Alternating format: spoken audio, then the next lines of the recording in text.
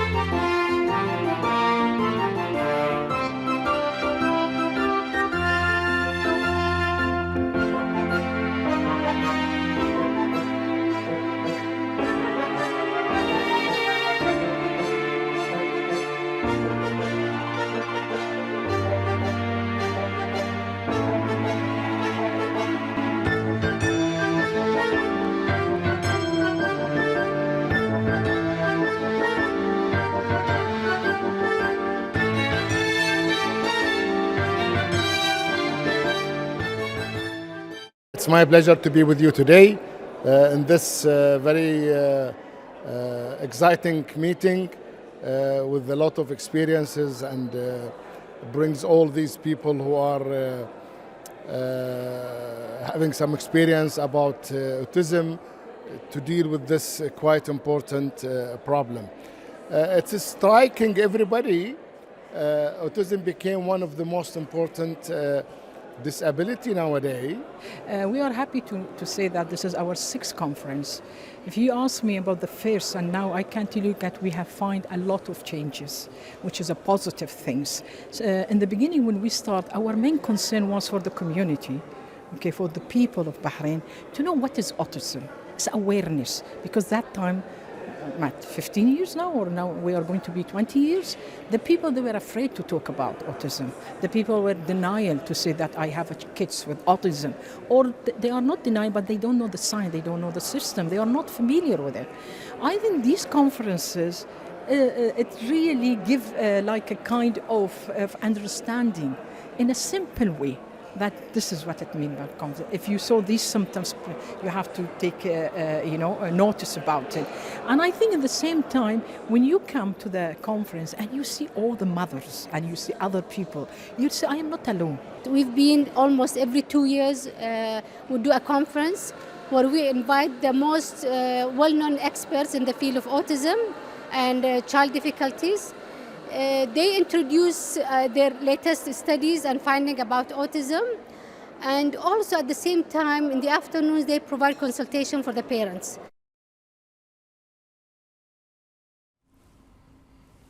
The Speaker of the Council of Representatives, Ahmed Al-Msalem, congratulated Kuwait, marking its 63rd National Day and 33rd Liberation Day. He also lauded Kuwait's wide-ranging development, achievements, modern visions, and national efforts across various fields.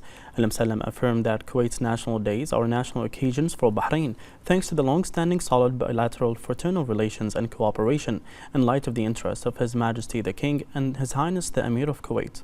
He asserted that the countries are always keen to strengthen their cooperation, coordination, and complementary thanks to their deep-rooted, wide-ranging bilateral ties.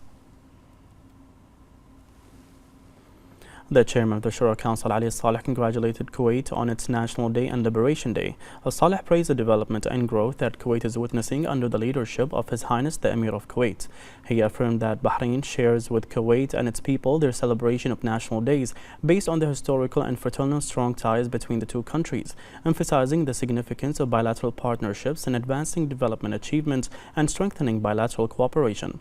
Saleh highlighted the importance of celebrating Kuwait's National Day and Liberation Day and spotlighting the country's rich history and prosperity. He wished Kuwait's leadership and people further success and stability. The Shura Council held its weekly session presided over by its chairman Ali Saleh. The Council approved a draft law amending Article 9 of Law 58 of 2009 on the Elderly Rights Law. The Services Committee affirmed the importance of increasing the benefits that the elderly receive by providing them with a discount of no less than 50% on fees imposed by the state in appreciation for their services to the nation. The Deputy Prime Minister Sheikh Khalid bin Abdullah Al Khalifa opened the 5th National Conference and Exhibition for Occupational Safety and Health, which is organized by the Ministry of Labour. The Deputy Premier affirmed that the Kingdom of Bahrain, under the leadership of His Majesty the King and the follow-up of His Royal Highness the Crown Prince and Prime Minister, occupies a pioneering position in adopting and implementing occupational health and safety standards and requirements to ensure sustainable growth in various productive sectors. He pointed out that the Kingdom's interest in implementing occupational health and safety requirements in workplaces reflects the humanitarian dimensions of the Kingdom in order to provide a safe and healthy work environment. He praised the conference and the accompanying exhibition that bring together a number of experts, stakeholders, supervisors, and representatives of organizations specialized in the field. He expressed thanks to the Ministry of Labour, the Occupational Safety and Health Council, and all partners from inside and outside Bahrain for their efforts to hold this event, wishing everyone success. For his part, the Minister of Labour, Jamil Ahmedian, expressed thanks and appreciation to the Deputy Premier for opening the conference, praising his constant support for the initiatives of the ministry. The Director General of the Arab Labour Organization, Faiz Al-Mtayri, delivered a speech in which he praised the efforts of the Kingdom in promoting basic principles and rights at work, developing human resources, and caring for the rights of employees by providing them with a safe and stimulating work environment. After that, the Deputy Premier honored the sponsors of the conference, opened the exhibition, and inspected the latest new technologies applied in occupational safety and health.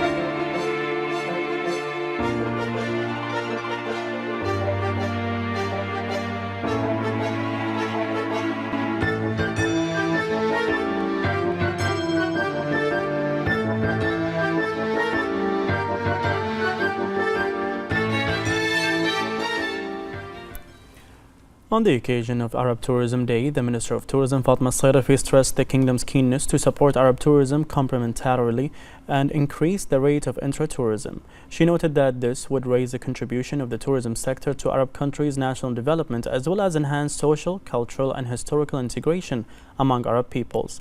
The Ministry of Tourism is moving forward in highlighting Bahrain's position as a prominent tourism center, which creates promising prospects for the revitalization of the tourism sector and enhancing its role in economic diversification and supporting sustainable development in light of Bahrain's tourism strategy to 2022-2026.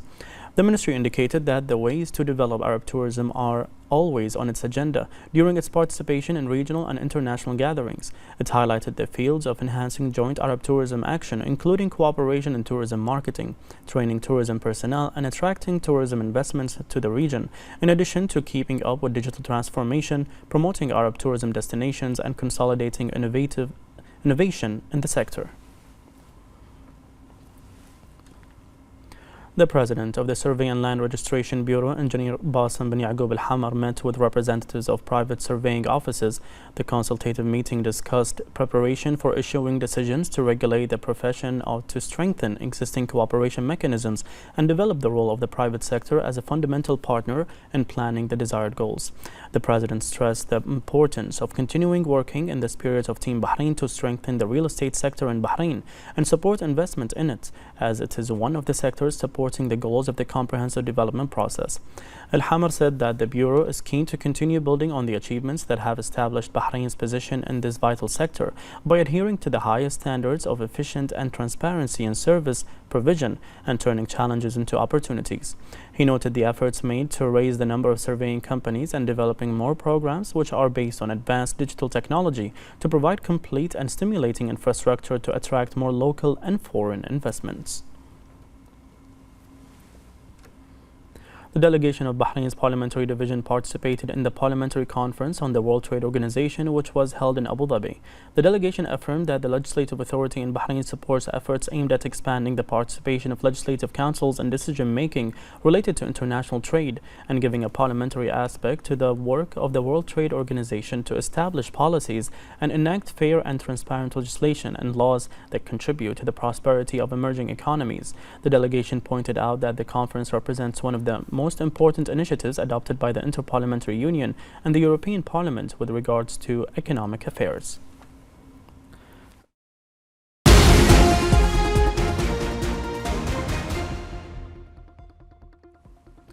In Arab and international news, based on the depth of historical relations between Bahrain and Kuwait, vital landmarks and facilities across the Kingdom of Bahrain were lit up with the Kuwaiti flag colors marking the 63rd National Day and 33rd Liberation Day of Kuwait. Bahrain participates with Kuwait in celebrating its national events in light of the continuous development of relations between the two countries for the benefit of the two countries and their brotherly peoples.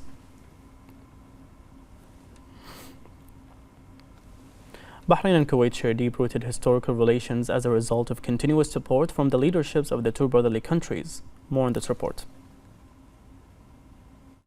Bahrain and Kuwait share deep historical and fraternal relations and have always been characterized by solidity and prosperity within the framework of the keenness of the leaderships of the two countries to develop strategic partnership at the political, economic, social, cultural, and media levels. Bahraini-Kuwaiti relations represent a model of brotherhood and unity of visions and positions within the framework of the GCC Council and the keenness to strengthen joint Arab action and serve Arab and Islamic issues. The mutual fraternal visits between the leaderships of the two brotherly countries are a witness to the development and strength of relations. The mutual visits also contributed to strengthening cooperation in various fields and building on the achievements made on the political, economic, and social aspects. The keenness to support the unified vision adopted by the two countries has also contributed to strengthening Kuwaiti-Bahraini relations. The era of the Emir of Kuwait, His Highness Sheikh Mash'al Ahmed Al Sabah, represents an era in which Kuwait continues to build on the achievements of Kuwaiti diplomacy in accordance with principles established by previous leaders for over 60 years. Kuwait continues its foreign policy, the most prominent of which is the solidarity and unity of Gulf destiny and Arab solidarity. Its policy has also been based on assisting Arab countries with political and material capabilities, including providing grants and loans to other countries. The activities of the Emir of Kuwait were evident in the period prior to his assuming the reins of power, where he represented the Emir in various regional and international forums to protect the achievements of Kuwaiti foreign policy. His Gulf, Arab and international presence was clear as the advanced political scene with determination. During the era of His Highness Sheikh Mash'al Ahmed al-Sabah, Kuwait embarks on this important stage of its history based on these constants, where the Emir seeks to continue the legacy of Kuwaiti diplomacy within the international community created by his predecessors.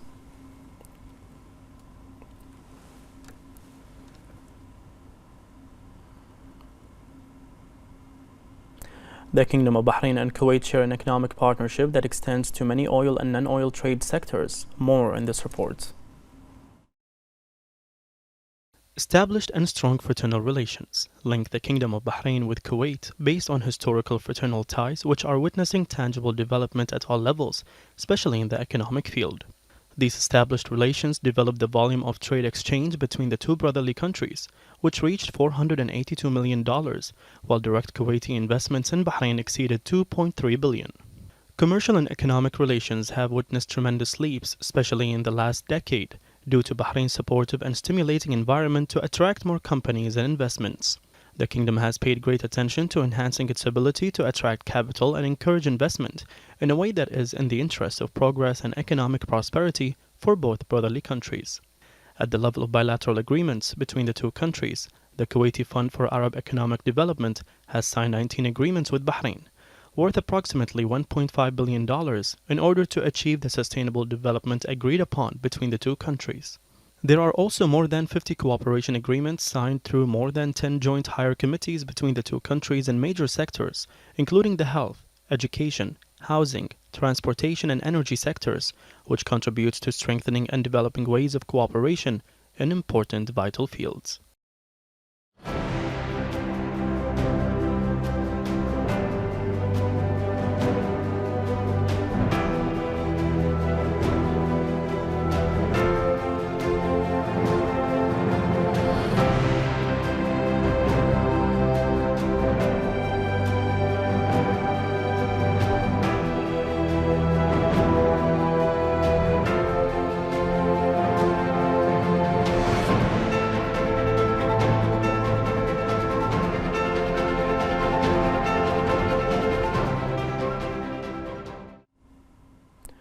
Kuwait made many achievements in its development journey in all economic and social fields. More in this report.